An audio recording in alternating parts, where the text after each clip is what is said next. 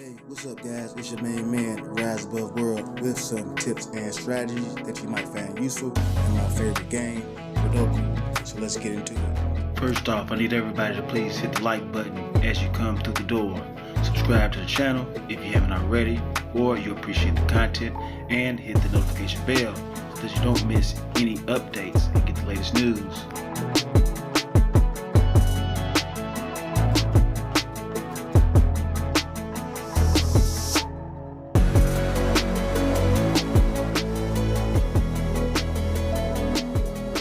The new leaderboard will be divided into 7 classes respectively. Champion class all the way up to legendary elite class.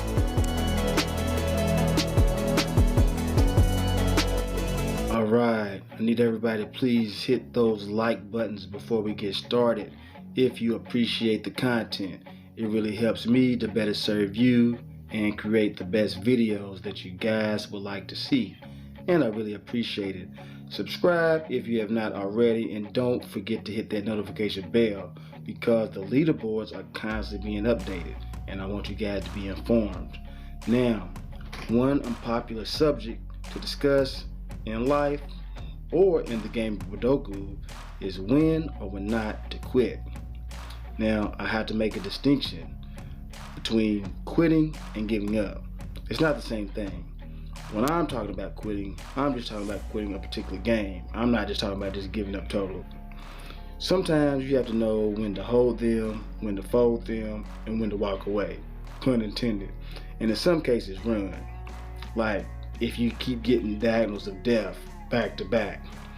As a rule of thumb, I like to set my first standard around 500 or so points, and how easy it is to obtain using good gameplay and strategies.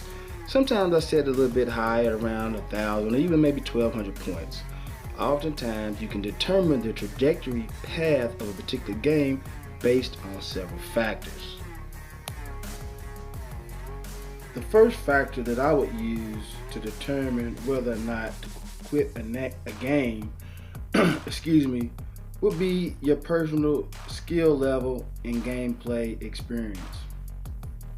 Having a pretty good working knowledge of the fundamentals of Woodoku, including subject matter just in a lot of my videos like board layout, edge control, and block recognition, just to name a few, kind of help you figure this out. Having a good understanding of these basic principles and strategies will give you some of the basic tools you will need to determine this. So what do I mean? There's going to be some times when you'll be using all the strategies that I talk about in my videos.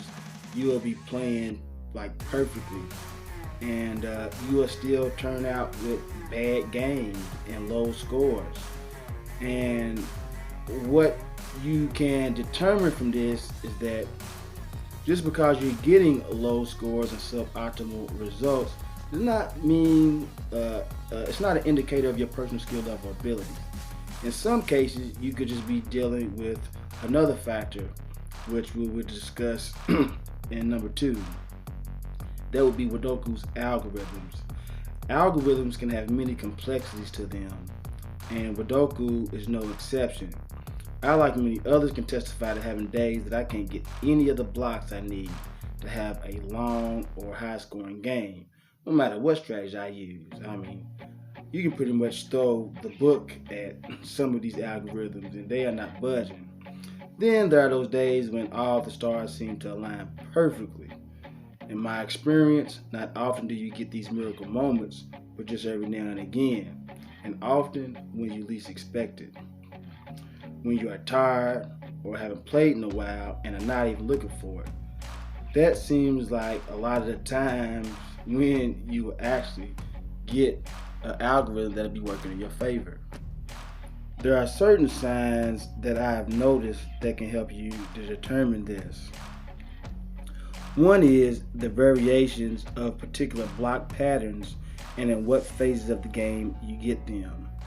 The more challenging block patterns are in a particular phase is a dead ringer of this. One being the diagonal of death block pattern. If you're getting 1, 2, or in some cases 3 in the same series that normally translates to the nail in the coffin, especially early in the game. I'm talking pre-500 points. If you have had to try to place 5 diagonal of death's block clusters before you have reached 500 points, that is a pretty good indicator that today is not your day, and the algorithms didn't drink the coffee that morning. But all is not lost.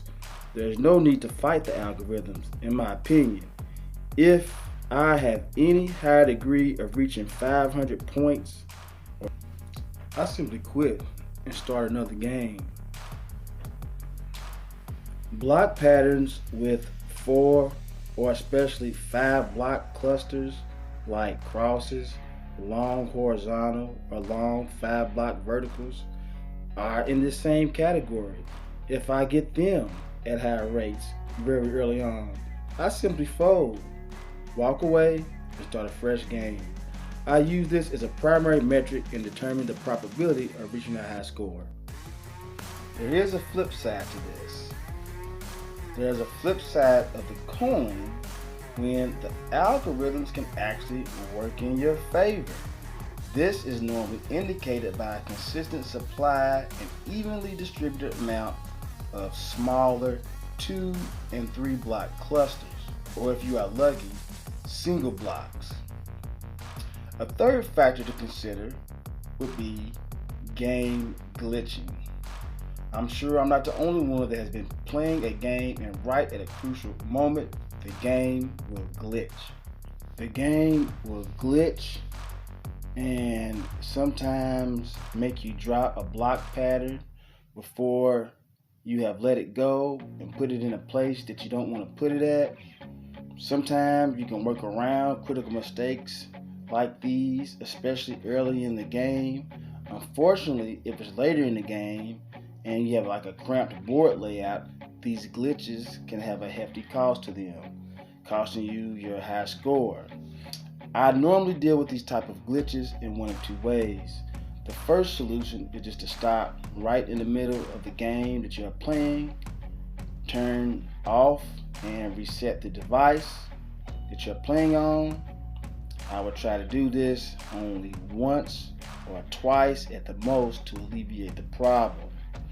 If the game continues to glitch after resetting it, I simply quit playing for a while, whether it be hours or a day or 2, or I continue playing Woodoku on another device. I used to believe that the algorithms were intentionally stopping me from reaching my high potential scores. And maybe they are.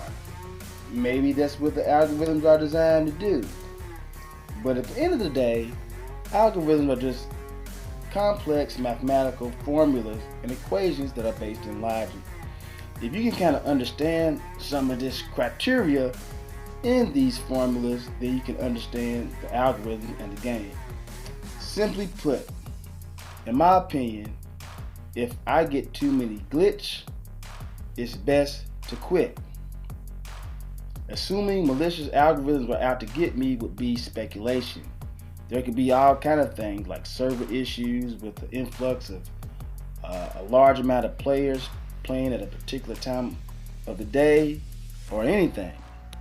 Last but not least, one of the factors I use whether to determine to hold them, fold them, or walk away is time management.